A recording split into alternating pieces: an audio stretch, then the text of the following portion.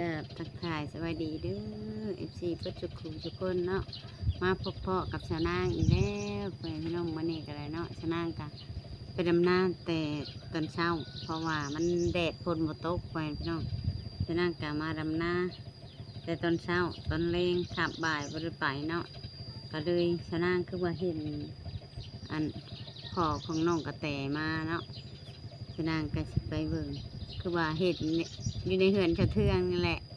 คือว่าเห็นอันแม่กับพ่อน้องกระแตมาไปพี่น้องกนางก็สิไปถามเบิ่งเพิ่นเนาะเพราะว่าน้องกระแตได้ยินแต่ว่าไม่เท่าแก้วเล่าว่าน้องกระแตเพิ่นเมื่อบ้านเนาะเมื่อบ้านผัวนางก็บ่ฮู้คือกันว่าเมื่อตอนใดเพราะว่าชะนางก็บ่ได้อยู่เฮือนไว้พี่น้องว่านนี่ก็ได้ชะนางไปหาไม่เท่าแก้วว่านนี่เอาปลาไปให้เล่าปิ้งก็เลยได้ยินแล้วว่าน้องกระแตบ่อยู่ว่าน้องกระแตเมื่อบ้านผัวปะยังก็ได้ไปเบิ่งไปถามไปถ่ายน้ำกันพ่อให้น้องไปถามเบิ่งกับชาวเทืองเนาะคือชีฮู้บ่หรือบ่ฮู้เพิ่นอยู่เฮือนบ่หรืออะไรเนาะชาวเทืองฮะคือได้ยินเสียงเชลๆหั่นนะแสดงว่าจังเป็นไผแหน่อยู่หันขึ้นหลายคนอยู่ไปเบิ่งน้ำกันพ่อให้น้องอันนี้ตัวเองอยู่นึกเบิ่งอันนี้บ่ได้ไปแต่น้ำอยู่นี่แหละน้ำบ่อยู่เรื่องนี้ไม่จุ่ม ป้าแหนมมาว่าผู้สาวมาแต่ทางใด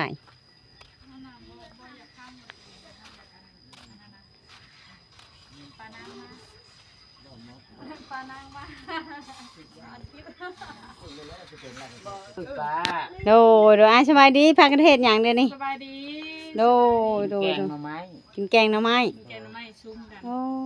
พี่น้องมากินแกงหน่อไม้เดี๋ยวมากินน้ บ่ แกงแล้วเขาก็กินแล้วเนี่ยมันเห็นนั่นบ่เห็นป้าอยู่เฮ้ย ำคนแท้ ไปหาหน่อไม้ว่าเต้ แม่น อืมเฮ็ดหยัง ไอ้ที่เห็นไม่ชม เฮ็ดหน่อไม้ชมเบิดนี่ บ่และอันนั้นสิต้ม ต้ม เออ ต้มจนแจ่มก็บ่เท่านั้นแหละแซ่บ อืม อันนี้แหละสิ แจ่วยักษ์ คนละเนมบ่ จ้อง แม่นไผเนาะมาอยู่เฮือนชาวเทืองแม่นบ่ว่านี่คือผู้สาวเด้อ ไป เจ้าหันคนละว่าว่าผู้สาวบ่หรือเป็นผู้ใดว่ามานุ่งเสื้อเห แกง ลื ห อ น่อง ไม้น้ำมุงหน่อไม้แล้วก็ไปเอิ้นเพิ่นมากินน้ำ มากินแกงหน่อไม้แน่ ๆเออ แนมหาป้าก็บ่เห็น อืมเฮ็ดหน่อไม้ชมว่าติ เลย แซ่บเลยเนาะ อืม อ๋อใช่ก็มาใจฉันชาวนา มาแต่ดำนา เออ เอาไปเห็นขี่รถเข้ามากันอยู่ อืม บ่ได้ดำบ่จะแรง บ่ แล้ว บ่ได้ดำตะแลง ดำให้ดำหน้าคือบ่เห็นดำหน้าตายนะ เราคนข่าวเขานั่ง ไปดำนาก็สิไปให้จนหน้าตาได้เนาะก็ใส่หมวกใส่กุ๊บใส่นั่นอยู่ อย่าป้าป้าเราอัดคลิป เออเจ้าหามาเฮืออะไรก็ มาหมู่ว่า มาบ้านนี่เออเป็นอะไรมาอันนอนเฮือนน้องกระแตบ่ โดย เพราะว่าคือว่าได้ยินเมื่อบ้านได้ยินยายนี่แหละว่าเขาเมื่อบ้าน เดือนให้เขา เออค่อยทำบริหูวานนี่เพราะว่าบ้านนี่ไปดำนาบนมือ โดย มา เช้า มิน ไปย่างไปสิไปชายสิดื้อแท้นี่สิไปชายฮะเออดื้อ ยังย่างหยอกกล้องอะไรย่างไปย่างมา ไปย่างก็มากินนี่คือว่าสบายดีชาวนางบ่ แม่น ฮะโอ้ ผู้ใหญ่ห้องเดี๋ยวห้องน้ำ เออเห็นเนาะ เมื่อวานนี่มาบ่ ว้า แม่นควมเลยเนาะล่ะโมก็เอิญชาวนางก็เอิญชาวนางคือกันนี่แหละ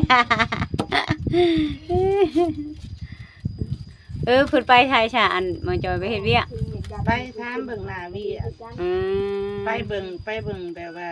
คันว่าเฮ็ดเริ่มเฮ็ดมื้ออื่นว่ามันหกบ่เพิ่นฉีดยาอ้อยเลย อืมอ้าวอันลูกชายไปใช้จำมันนี่ยังมอนลงแล้วก็ลูกสิ ชิ ไป เป็นลูกชิเป็นผู้ไว้ไอ้เอ้ยว่าเพิ่นไปน้ำพ่อเพิ่นบ่ไปใช่จ้ะ ไปเพื่อน อ้ายเราบ่ได้มาบอกมันนี่ทางเบาลาวบ่ได้มาบอก เราโทรมาอยู่ว่ายังบ่ได้เข้า เออ เราโทรมาเขาจะจับ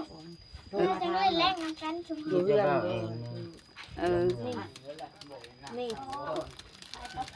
คือว่าเห็นพันตาเบาแอดบอกมา บ่เอ็นนี่แหละมาคนเดียว เบาแอนมาผู้เดียวเมื่อเลยเนาะ มาเลย อืมข่อยคิดว่าเจ้านอนเฮือนอันบ่โอ้บ่แม่นเนาะ บ่มันนอนเฮือนแต่ เออ เพราะว่าลูกโทรหาเด้เมื่อวาน อืม ว่าให้มาโน่นบ้านนี่แน่คือเมื่อบ้านยาวอะ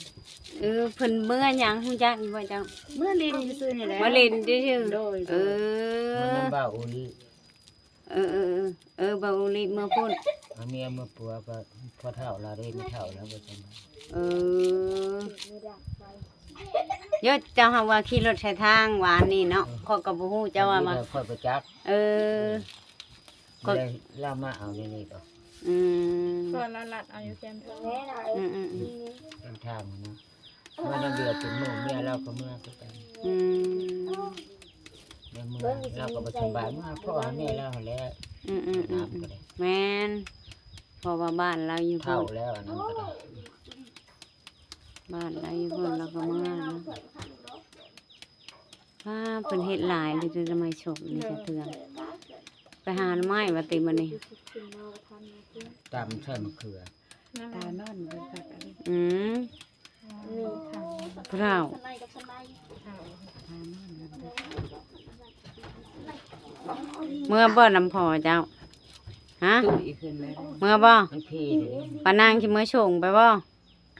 เมื่อหาพ่อเจ้าอยู่พุ่นแหล้วอยู่บ้านพุ่นเลยบ้านนั้นน่ะพุ่นเลย ตุ้ยนะ พ่อ จะพ่อตุยใช่พ่อโกะอันแล้วพ่อเจ้าก็ได้เอาบ่เมื่อใช่บ่ลูกเมื่อหาพ่อโกะได้อ้าว เด็กน้อยมันหู สร้างว่าแถวบ้านนี่เฮ็ดได้จังว่าพ่อโกะตายแล้วยัง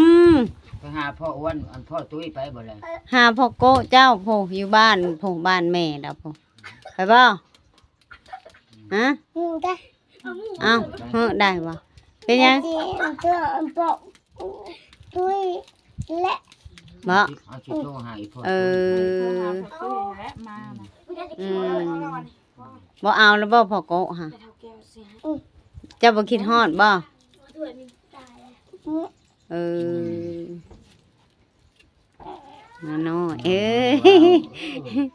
พ่อโกะตายแล้วว่ะช่างว่าแท้ไผบอกเจ้าเดี๋ยวนี้ปานางยังบ่ได้นั่นเพิ่นไปว่าเว้าไปแบบนั้นเราอยู่ดำเฮือนแม่เราอยู่พุ่นบ้านหนองพุงพุ่นเฮ็ดได้ว่าตายโอ้หมอนี่เฮ้ย บ่มีได้ เพิ่นมา บ่มีได้ขอโกะบ่มีได้ขอโกะนะ อืม บ่จักขอโกะ ไปหารังโรงงานบ่นี่ บ่ไปบ้านตีนห้วยบ้านดงพุ่ง เอ พู อ ดแล้วคนมาไปนี่นะ เพิ่นก็เจ้าเอาน้ำนี้แต่น้อยใหญ่ มีรถจังไปได้ ๆแม่นหลายมื้อแล้วบ่ได้ไปเพราะว่าหมู่บ่ว่าง อืม ไม่ถุงยามนั้นพูดเอามาเฮ็ด หมู่บ่ว่างแล้วก็บ่ได้ไป น้อยถุง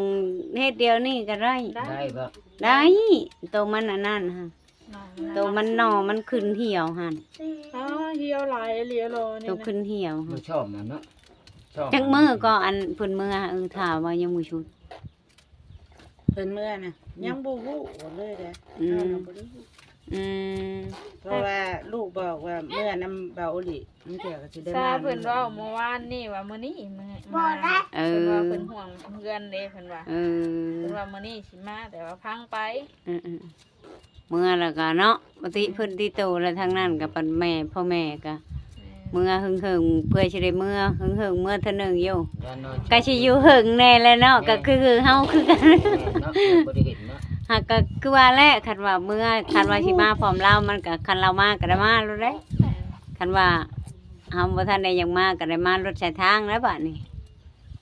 ทางประเทศมันหลาย คนละบ่ฮู้คนละว่าเจ้านอนอยู่ในเฮือนบ่โอ้บ่แม่นบ่เฮ็ดหน้าเห็นหนวดบ่รู้ว่าบ่อยู่เฮือนบ่ ออกไปวาง2 โมง ออกไปนอกพุ่นอืม บ่ได้ถ ถามเพิ่นบ่ได้ปาก ตาย เนาะ ไปนี่ เออเห็นอยู่หยังกายไว้นี่ เนาะ ได้ยินลูกขอแนมเบิ่งลูกขอเอิ้นนะไอ้โอ้ยถ้ากินแกงหน่อไม้เด้อน้อยๆอันนี้โอ้นะ เจ้าสิไปใส่กินแกงหน่อไม้น้ำเฮาเด้อออกไปนอกพุ่นเพิ่นว่า ถือว่าสำเร็จถือว่าแล้วเรียบร้อยเนาะน้ำโชกน้ำช่างอันนั้นตะนอกตะนางแล้วเบิดหอบเบิดเลยบ่ หอบ เบิด หอบแต่ละหันได้รับตัวนั้นยังบ่ได้หอบเบิด เอ หรือ อ ว่าหอบเบิดบ่เพิ่นซื้อมาอีกหรือบ่ เบิดนะกัน คือเห็น บ่ทันฮอบคนไม่เห็นลูกลีเขาเป็น ยังบ่ทันได้หอบเบิด เขาว่าอยู่อ้าวน้องกระแตไผสินั่นว่าไปจักอันมาไปจักป่าเพิ่นสิเฮ็ดได้อันนี้ มาน้อยเพิ่นก็บ่แม่นตายแล้วบ่มาน้อย ตายแต่มันดู เรียนว่าอันเรียนยายเว้าว่าเพิ่นผากชาวเทืองว่ะ คือมีคนห้องใส่เชื้อ แม่นเพิ่นพางให้เบิ่ง งามกว่าเก่าเนาะเจ้าของมื้อนี้อีหลีนะค่อยๆบ่ได้ย่องเด้ออันนี้เด้อ เสียงป้อง เว้ยพี่น้องชะนางบ่ได้เว้าย่องใส่คลิปเด้อ ป้องเนาะงานนึงหันจ้อยตอนหน้าจุน แม่นช่วงหนึ่ง ถ้าไปไข่ ไข่นั่ง ช่วงหนึ่งค่ะเราบ่ได้อันนั้นแบบนี้ ไข่ นะ เป็นดาวบ่ค่อยสะดวกนะ อืม เดิน ก็สิว่าเดียวนี้ ออก แม่นคนเฮามัน ค ก็ นเฮามันบ่มีแนวคิดอุกอั่งเนาะมันก็แบบว่ามันแบบว่าแม่นอยู่เฮาบ่มีอยู่ดีกินดีก็ซ้ำว่าเฮาอยู่ดีกินดีแล้วซ้ำเนี่ยแบบมันบ่มีเรื่องมีราวอหยังเข้ามาหั่นนะบ่เฮ็ดให้เฮาคิดเฮาอุกเฮาอ้างอีหยัง แม่น มีแต่ บ่ กินบ่มีแต่ยาแบบนี้ หน้าตาเราแบบสดใสกว่าเก่าเลยนะเดี๋ยวนี้แบบลักษณะแบบคิดอยู่แต่เฮาสิคิดเรื่องแบบหาเงินหาคำเฮาสิบ่อุกเรื่องอื่นก็ว่า เฮาบ่อุกเรื่องแบบว่าคิดเรื่อง กันนั่นแหละ แต่ แต่ว่าพอจอยเฮ็ดเวียกหนักขึ้นนะ กะมันก็ เวียก เรื่อง เฮาเฮ็ดนํกันเฮาก็เฮ็ดบ่ได้นะเซานั้น เฮ็ดนํกันบ่ได้เพราะว่าเพิ่นฉีดยาอ้อยเฮาผัดเฮ็ดนํบ่ได้แบกทางแบกหยังนํบ่ได้แนวนี้ค่ะ แม่น มาน่ะมานํกันแต่ว่าข่อยหาบ่ได้เฮ็ดนะมีแต่มาเฮ็ดแรงเฮ็ดง่ายซักเสื้อผ้าปัดบนหนูปูบนนอนอยู่นํกันซื่อๆแต่ว่าเวียกน่ะผัวเฮ็ดผู้เดียวเด้มีแต่ว่าสงสารเพิ่นน่ะคิดบ่ได้หลายดอก โน่โน่ ก็คิดก็คิดในครอบครัวเนาะ ก็ดีแล้วแม่ แม่ น คิดห่วงลูกห่วงครัวก็แค่นั้นซื่อๆต่อการอยู่การกินของเฮาหั่นนะแบบนี้นะมันก็สบายกว่าแต่เก่า แบบโบทุกข์ใจแห้งนะแต่มีช่วงหนึ่งเราทั้งจอยทั้งดำเว้าจริงๆเลยเด้อนี่ทั้งจอยทั้งดำ ได้ หั่น ช่ว นะ งนะซะนะ นั่นแหละค่อยจังมาค่อยมาทวงอ้าวว่าค่อยจนแนมมาแต่เฮือนค่อยบ่ได้จื้อจักดีใดแม่นไผเนาะบ่เห็นหนังในเฮือนฉับเทืองฉับเทืองอยู่เฮือนบ่ละพังเสียงเสียงฉับเทืองอยู่จอบงงแม่นไผเนาะแม่นไผเนาะอยู่เลยบ่ได้จื้อจนย่างมาฟิโอเนี่ยมาช่อยก็บ่ได้จื้อลีหรอแล้วก็เบิ่งทางหลังค่ะบ่แต่กี้กับเดี๋ยวนี้มันแบบมันแตกต่างแฮง ก็คือแบบยายเว้าว่า เจ้าไปดำนาของมือก็คือบ่เห็นนาดำนาทำก็คนเฮาเนาะสิ่งที่เฮาสิทุกข์เวียกแต่จิตใจเฮาสมบูรณ์แบบอะนะ มันบ่เล่นหยังเพราะว่าเฮาบ่ได้คิดหยัง เฮาเมื่อย แต่ว่าหน้าเราบินของต้องนี่เนาะ เฮาเมื่อยเฮามาเลยหานอนพักผ่อนกินข้าวกินน้ำนอนหลับสบายหั่นน่ะ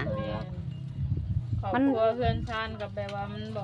ซ้อกันเนี่ย แม่นแบบมันอบอุ่นอย่างดีเลยนะแบบมันบ่มีแนวให้เฮาคิดอะนะคิดแต่ว่าหาเงินหาคำชื่อข้าวกินนั่นแหละขอยก็มาเบิ่ง เพราะว่า เอา ก็แล้วล่ะเฮาก็บ่ได้คิดหยังหลายนะบ่ได้คิดหยังหลายกับพ่อจอยเนาะแบบว่า มันผ่านมาแบบว่าผ่านความทุกข์กันมาหลายแล้วนะซะนะเนาะคือเจ้าเห็นแหละเพื่อนใกล้เฮาก็ฮู้กันดีที่สุดเนาะ แม่น โดย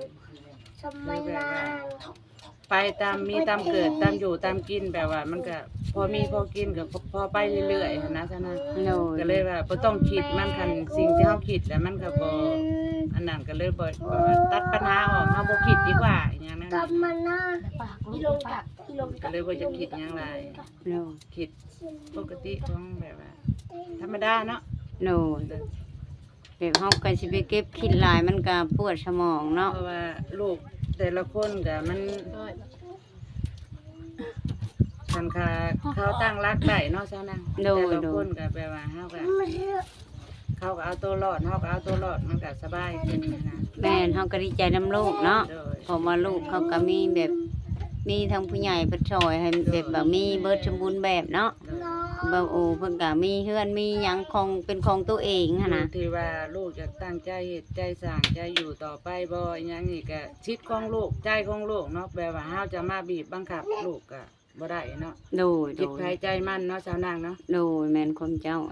แต่ว่าเพิ่นจ้างให้เฮาชำนี้แล้วว่า สอนลูกแต่ความดีเท่านั้นบอกลูกความดีเท่านั้นเลยว่าเขาสิเฮ็ดตามเฮาบอกบ่อหยังแนวนี้เนาะ โดย บอกโอ้ยเจ้าก็ฮู้อยู่ว่าเฮาอยู่เฮือนไกลกันเนาะแบบว่าเฮาเว้าร้ายก็บ่ได้เนาะนั่น แม่นความเจ้า ก็คือว่าแหละเพิ่นเฮ็ดให้ชำนี้แล้วเฮาก็ต้องเติบโตตัวเองเนาะ โดย ทุกสิ่งทุกอย่างเฮาสิไปเว้าพื้นนั่นนะก็แล้วแต่บุญวาสนาดอกเฮาก็บ่ฮู้นะแต่เว้าพื้นว่าเพิ่นสร้างให้เฮาได้ของตัวเองทุกสิ่งทุกอย่าง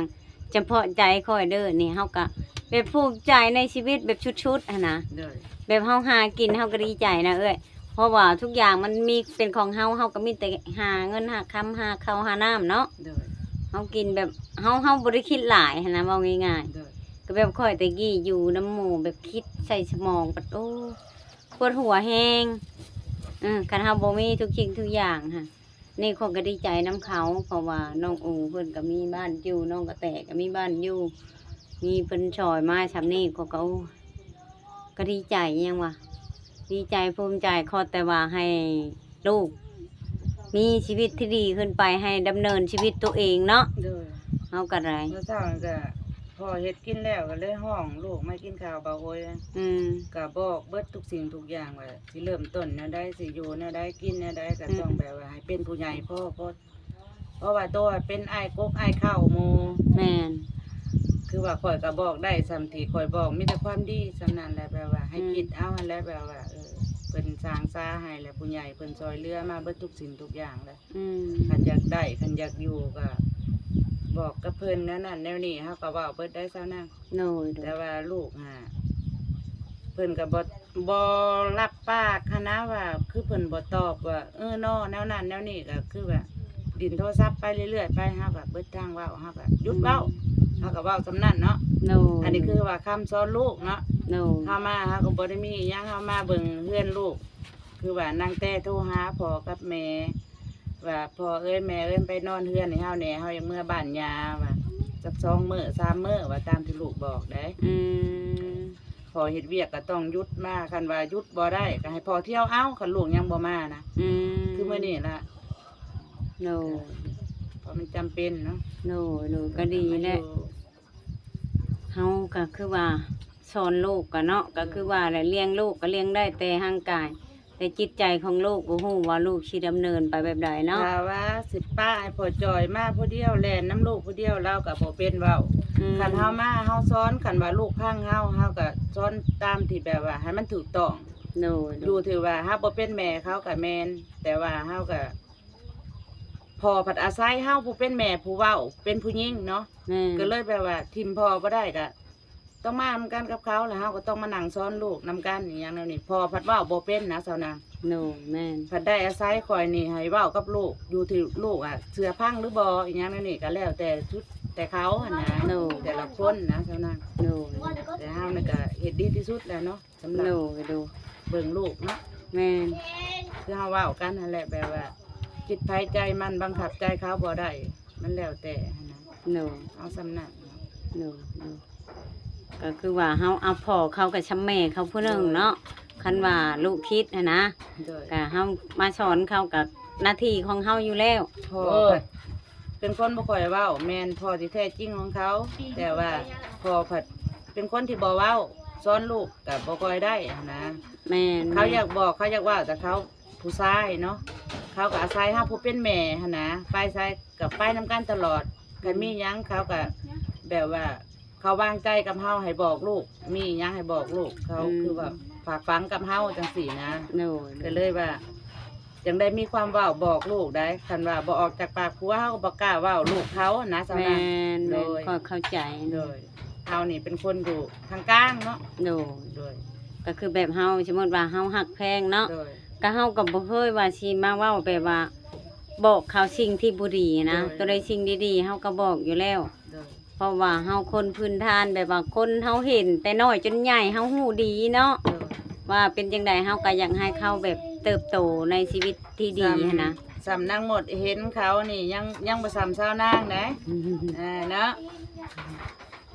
ทั้งหมดเห็นเขา และ ยังบ่ กะ ซ้ำ นาง สาว เรา นาง เห็นว่าทุกสิ่งทุกอย่างเห็นทั้งเขา เพราะว่าเขาสิพังบ่พังก็แล้วแต่เนาะ โดย ก็คือบางคนเขา เว้า ก็ หลายก็เนาะมัน แม่ สิ น ลูกก็สิว่าเฮาเว้าหลายยังสิ แม่นแม่น เฮา คือ ก็เว้าซ้ำที่เขาสิพังเฮาอะนะซะนะ โดยโดย บอกซ้ำเขาจื้อได้คันบอกหลายเขาก็เลยฮู้ไปเขาก็จื้อบ่ได้คือเก่า แม่น เนาะ แม่นความ เอา เจ้า จังซี่นะคะ เดี๋ยวเขาบอกสั้น โดยความสบายใจทั้งลูกและเฮาเนาะ ๆโดย ก็ขอแต่ว่าเฮาเว้านํเขาดีไปแล้วซะนางบอกลูกไปแล้วกูค้ำกูตอนแล้วนะ อืม โด โด ย ยโดยโดยก็ดีแล้วเจ้าก็ได้เนาะ โดย ไปบอกให้ชอนลูกเฮาก็เทินว่าเพิ่นชอยมาจำนี้ก็ยังให้ลูกแบบ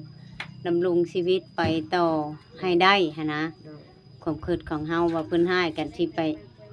เพิ่นชอยซำนี้มาเฮ็ดชั่วใช่นี่เยอะเนาะ โดย คนเฮานี่ค่อยเว้าตรงๆเด้อพ่อแม่พี่น้องชาวนางเป็นคนตรง โดย พอยากว่าชาวนางเป็นคนตอแหลก็สร้าง แต่ชาวนางเป็นคนเว้าแบบซี่คนเฮานี่เฮาดีไปเป็นร้อยเถื่อนี่เฮาไปเฮ็ดชั่วเทื่อหนึงนี่ จบอยู่หั่น จบอยู่หั่นเลย เลย ในชาตินี่เขาก็ว่าเฮาเป็นคนชั่วตลอด เชื่อบ่ยาย เสื้อเคยเห็น ค่อยเชื่อได้เรื่อง เคย นี้ เห็นเจ้าของนี่ล่ะซะนะ เพราะว่าเฮาเฮ็ดดีนี่เป็นร้อยเถื่อนี่เฮาไม่เฮ็ดชั่วเทื่อเดียวนี่ เสียช้ จบเลย ำ เป็นคนชั่วตลอดชาติ ค่อยว่านะ ดีหมู่ก็บ่ว่าดีแล้วล่ะ แม่นแม่นเฮาจะเฮ็ดโตดีจับได้หมู่ก็ยังว่าเฮาชั่วได้ แม่น คันเฮาผิดพลาดรอบหนึ่งค่ะก็ยังว่าก็สร้างมันก็เล่นว่าให้เฮาทำดีไปเรื่อย อืม ๆก็บ่เป็นหยังดอกเฮาก็จังบ่ทุกข์ใจเฮาก็เนาะเฮาสู่ชีวิตเฮากินไปหาไปหั่นนะคือแบบเอื้อยเล่านี่แหละนี่ตะกี้มาใหม่ๆค่ะค่อยก็เห็นเบิดแต่ละมาใหม่ๆมาอยู่นี่เลย แต่แม่น แต่ตอนเขายังบริขายเฮือนก็ค่อยก็ยังเคยบอกกับเราพอเห็นเบิดแต่เรามาก็ได้ทุกสิ่งทุกอย่าง ถือว่าเฮาก็สู้กับผู้นี้เนาะ แม่น สู้ได้ก็พอจอยนี่ แม่น ถ้า แม่ คน น บ่สู้เข้าไปโดนแล้ว แม่น จังซี่ข่อยนี่สู้สุดเด้อถือว่า ข่อยยังว่าดีแหละเขาว่า เพราะว่ามันก็เนาะคนเฮา แม่น ผู้ชายคันว่า ก็ทุกคนเขาเว้าเนาะซานางตั้งแต่เริ่มต้นมาอยู่ก็พอจอยตั้งแต่อยู่เฮือนหลังนั่นนะ แม่นแม่น เขาก็ว่าเจ้ามาอยู่หยังคนเดียวนี่หยังนั่นน่ะนี่ผู้ใดขึ้นมาลินก็เอื้อยกันนะว่าเว้า คนเฮา แต่ ก็ เฮาบ่พังคนเว้าสำนั้นแหละเฮา แม่น ไปตามใจของเฮาสิเฮาเลือก แม่น ข่อยยังบอกเจ้าเด้อจ้ะคือว่าจิตใจของเฮาเลือกแล้ว ผู้ใดมาตัดสินบ่ได้คือใจเฮาจิตเฮาอย่างเงี้ย แม่นก็คือจะว่า ที่ พ่อ เฮา แม่ ตั้งรักได้เฮาก็ได้ตั้งรักบ่ได้ก็เรื่องของเฮาอย่างเงี้ย พ่อแม่ห้ามเจ้ายังบ่พังจะว่า โดยโดย คนละเอาใจค่อยเองอย่าว่าพวกก็ยังเข้าใจเบิดยังฮู้จักเบิดเธอเรียนนี่อืมมา ก็ ถาม ยืนมาได้ซำนี้ก็โอเคนะ โดยก็ถื ถื อ อ ว่า ว่าเฮานี่สู้สุดได้ ช่วงชุดก็ถือว่าบุญเจ้าเราก็เป็นคนช่างคนชาคนหาคนนั่นเนาะบาดนี้ อืม เป็นคนขยันขันแข็งอะนะ บอกยังได้เบิด นั่นแหละ เข้าใจน่อยู่กับเฮาน่ะ2ปีเข้ามาเด้เนาะเจ้านาง แม่น เพราะว่าเฮาบ่เปิดอันเผยออกในคลิปซื่อ แม่น ปีแรกที่เฮาอยู่นะ แม่ เฮาน มาเปิดเผยตอนที่ตั้งแต่ลดความหัน แม่นแม่น อยู่กันมาจนได้เป็นปีเนาะ แม่น ที่มาอยู่กัน แต่เราบ่ได้เอาในคลิปอีชื่อ แม่นเฮาหนี้กล้องนี่ แม่น หนี้กล้องเฮาแบบว่าเฮายันพ่อแม่เฮาฮู้เพราะว่าใจเฮาเลือกคนแนวนี้นะ แม่นแม่นพ่อแม่ ช่วงนั้น ฮู้ เฮาปิด เนาะ ความลับในโตวเฮานะ โด เฮาบ่อยากให้พ่อแม่เอ้อยน้องปิดความลับจังซั่นนะ แม่นแม่นเข้าใจอยู่นี่ก็ได้เข้าใจย้อนหยังเข้าใจย้อนความฮักของคนเฮาเนาะ เออ หัวใจเฮาเลือก เพราะ นะ ว่า นะ เฮาเลือกแล้วพ่อแม่เฮาย่านแบบว่าเนาะคือเฮาเว้ากันนี่เด้คือ แม่นแม่น ข่อยเว้าว่าย่านพ่อแม่บ่พร้อมเอ้ยน้องบ่พร้อมอีกจังซี่นะ ก็เลยแบบปิดความลับอยู่นํกันไปก่อนหยังสิ เฮาอยู่เฮิงแล้วรับได้บ่ได้ก็ได้รับแล้วบัดนี้มันอยู่นํกันเฮิงแล้ว คือแล้วฮีดแล้วอีหยังแล้วก็มีแต่นั่นเนาะแบบว่า แม่น ได้พร้อมแบบว่าพร้อมอยู่พร้อมกินพร้อมมันเปิดเผยได้เด้จะแบบผู้ใหญ่รับรู้แล้วนะ โดยก็ดีใจน้ำเจ้าก็ได้มาเรามาเฮือนน้องกระแตไว้พี่น้องนั่งก็มาอันนั้นถามทั้งเรื่อยแล้วเนาะเพราะว่าเรามานอนเผาเฮือนให้น้องกระแตชะนางกับบ่ได้เห็นเพิ่นดอกมื้อเช้านี่เพราะว่าชะนางก็ตื่นมากับดำนา มาแต่ว่านี่ ไปดำนาชักลูกยาแล้วว่าบ่ไหว แล้ว แล้ว ยังบ่แล้วบ่ ฮะ ตัดลูก พากันชักลูกคู่มือ เลย บ่ไหวแฮงวะ นอนเนาะ แม่นถ้าให้ฝนตกโน่นบ่โน่นมันก็บ่มีได้ฝนบ่ตกจักเทื่อ พากันชักลูกบ่ไหวแล้วว่าพ่อว่าสั่งก็ได้พ่อแม่พี่น้องคลิปนี้ก็เนาะเจ้านางก็มาถามทางเอื้อยแล้วว่าเป็นจังไดแล้วก็มาบอกลูกบอกเต้าแบบมาเผาเฮือนให้ลูก มาแล้วก็ว่าขานางก็ชาเห็นแล้วแต่เราเอากันแรกๆกับเราก็เป็นคนดีอยู่เราก็สอนลูกสิ่งที่ดีนั่นแหละพ่อแม่พี่น้องชานางก็ชื่นชมเราเพราะว่าคนในบ้านดงบะแง้วนี่ก็สิบ่ฮู้ชำชานางอีก เลย เพราะว่าเรามาอยู่ติดกับชานางเลย เห็นเมื่อแรกกับแม่นมากกับแม่นเจอกันเลยแบบว่าคุยกันตลอดก็มีแต่เช้านางเนี่ย โดยเพราะว่าเราอยู่นะฮั่นเฮือนชานางก็อยู่หั่นเฮือนเราก็อยู่หั่น แบลบหลีอยู่หันแล้ว ติดกันถือว่าชานางฮู้ดีว่าเราเป็นคนแบบชูชีวิตแต่ตะกี้แล้วสิบ่ออกกล้องแหวพี่น้อง เลย สั้นสำหรับคลิปนี้กันเนาะฝากผู้ใหญ่ใจะดีผู้ใหญ่ใจะดีทุกท่านบ่ว่าอยู่ในหรือต่างประเทศที่เขารับชมและติดตามคลิปของชาวนางก็ฝากกดไลค์กดแชร์เด้อผู้ใหญ่พี่น้องคลิปนี้ชาวนางกาศิลาไปแล้วกราบสำบายดีสบายดีเอ้ย สบายดี โดยชาวเทือง โดย โดย